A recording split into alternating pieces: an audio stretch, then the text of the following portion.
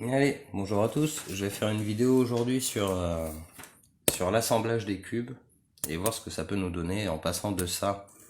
On avait vu qu'on pouvait aller à cette définition avec 2 carrés, 3 carrés.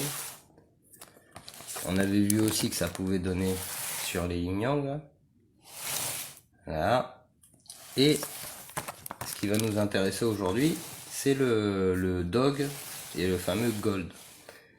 Et ce gold là, on voit bien en bas à droite le carré rouge. Et ce qui va nous intéresser, c'est bien ça, par rapport à ça.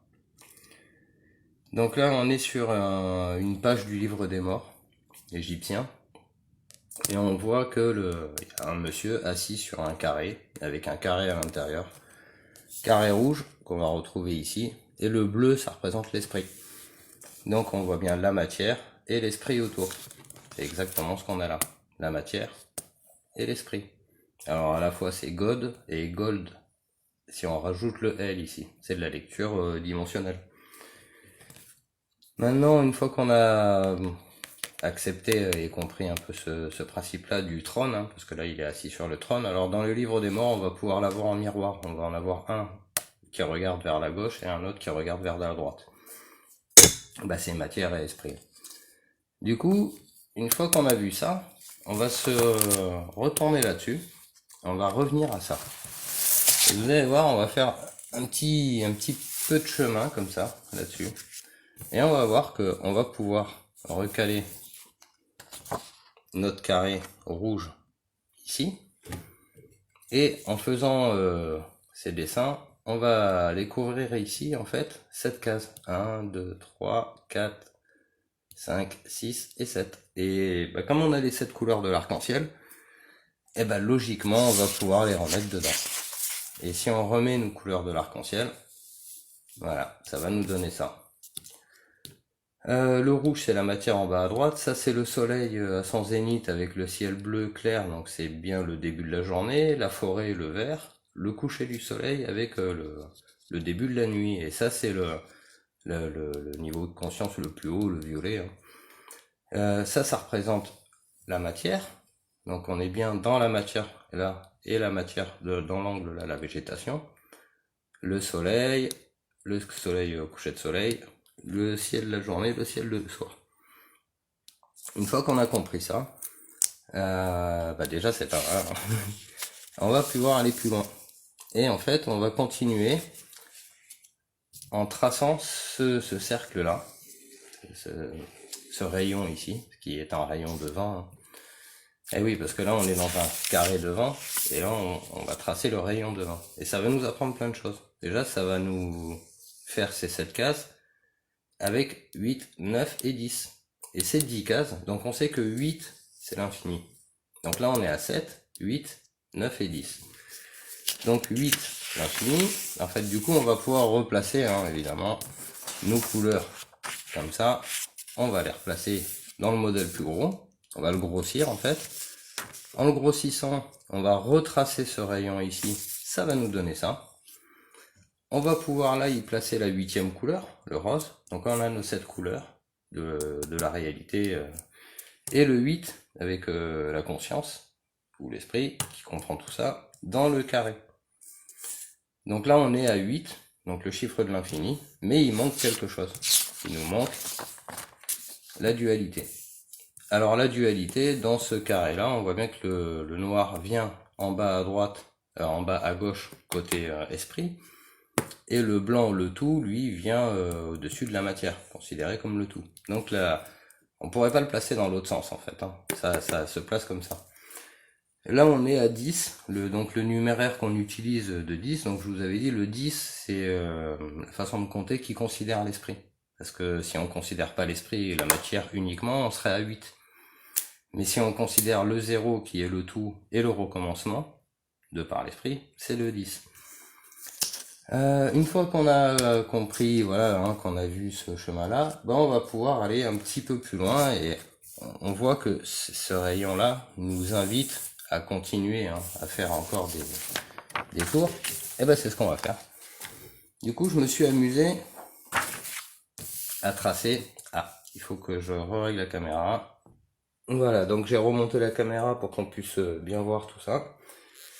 Et donc du coup, j'ai commencé à cogiter un petit peu là-dessus pour trouver le sens en fait, le bon sens de tout ça. Et en collant mes carrés les uns à côté des autres, bah, c'était pas évident. Alors ça n'a pas été facile. Et du coup, il a fallu refaire les S, comme on avait vu dans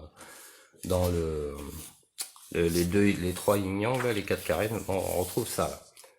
Ça, vous vous en souvenez, ça nous donnait le S. Donc du coup, mis en polarité, ça nous donne ça. Donc, et là, en fait, ça va nous donner le sens pour pouvoir développer tout ça, pour ouvrir tout ça. Parce on a ouvert en God, en yin-yang, là, dans les carrés d'avant. Donc, c'était celui-là, pour le remontrer. Donc, vous voyez bien. Hop, là, on a ouvert à 3 carrés. On a ouvert à 3 carrés, mais c'est pas la fin. Vu qu'on a notre rayon de 20 ici, qui nous dit qu'il faut continuer, ben, c'est ce que j'ai fait. Du coup, ça m'a donné ça. Et on va voir, c'est assez génial. Donc ça, plus le haut. Et voilà. Et donc, qu'est-ce qu'on va pouvoir y voir là-dedans? On va voir l'équilibre dans la verticalité, dans le bien, dans le mal, enfin dans l'esprit et dans la matière. Donc ça, c'est la verticalité. Et là, on a l'horizontalité dans l'esprit et dans la matière. On a replacé notre carré en bas, le rouge, qui est bien à sa place, le carré de la matière. Voilà.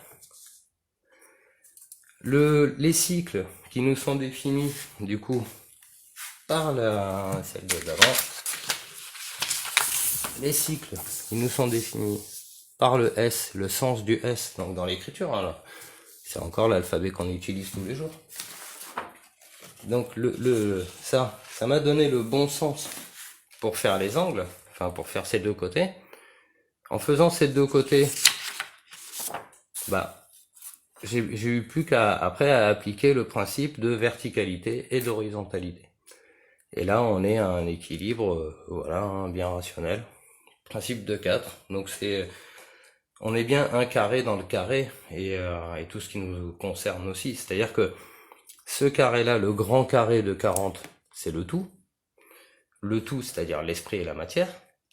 La matière, elle est dans son angularité, on la comprend ici. L'esprit, on va le retrouver là-haut. Pas d'esprit, et que juste ça, bon, bah la matière, ce serait ça, mais nous, c'est l'esprit qui nous intéresse. Et en fait, du coup, bah voilà, c'est assez génial. Moi, j'ai passé pas mal de temps à décortiquer tout ça, en cherchant des solutions et d'autres, hein, parce que bah si j'étais resté là-dessus, évidemment, c'était pas possible. Hein. C'était pas possible. Et il fallait bien s'appliquer sur la verticalité et l'horizontalité dans la matière et dans l'esprit. Donc voilà, bon, après ça peut nous ramener aussi sur ce dessin-là,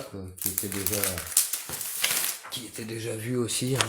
Donc on pourrait remettre comme ça, pour le simplifier un peu plus. Mais là on est quand même dans une vision complexe. Hein. Moi c'est sûrement le dessin le plus abouti que j'ai pour le moment, hein, parce que là on a le rayon de 20 qui représente l'esprit. Ça, on va dire, c'est la matière. Et ça, c'est l'esprit qui rationalise tout autour. Mais on est quand même dans le tout, c'est-à-dire c'est 4 fois 20. C'est 20, 20, 20, 20. Et là, on est dans un carré ça fait un carré de 8. Hein. Et bah, juste après, c'est le carré Sator. Donc on est dans tout le truc du carré magique, carré Sator. Là, on cherchait il y a pas longtemps la réponse au carré de 4. Bah, la réponse au carré de 4, elle est là. Là, on a un carré de 4 avec toutes les constantes appliquées. La matière, l'esprit, vertical, horizontal, dans 4 dimensions.